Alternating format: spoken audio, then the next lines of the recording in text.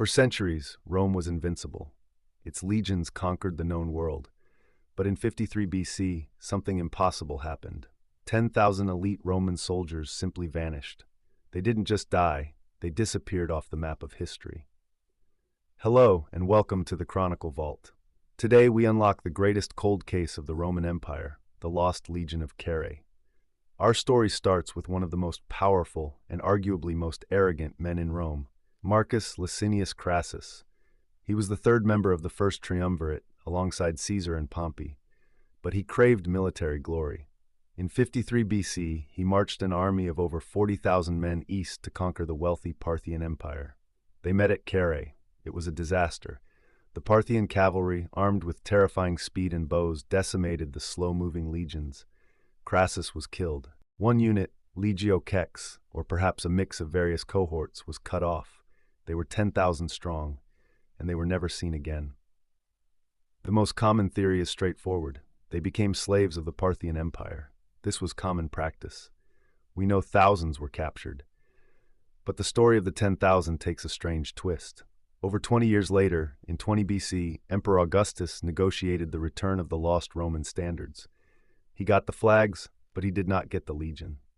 Historical records from the time suggest the remaining prisoners were settled on the eastern frontier, a place called Merv, in modern-day Turkmenistan. The idea? They were forced to marry locals and become Parthian soldiers. But that's not where the trail ends. This is where the mystery becomes truly bizarre. In the 1950s, a professor named Homer Dubs proposed a radical idea. He claimed the Lost Legion didn't stop at Merv. They kept moving. Dubs pointed to a remote town in western China named Likian. Likian is known for two extraordinary things. One, its residents have unusually high rates of features like green eyes and fair hair. Two, local legends mention their ancestors were mercenaries from a far-off place. Dubs linked this to a Chinese historical text describing a group of foreign soldiers with an unusual formation. They used a fish-scale formation, a perfect description of the Roman testudo or tortoise formation. The modern investigation has focused on DNA. Studies have been conducted on the Likian residents. The results? Inconclusive, but tantalizing.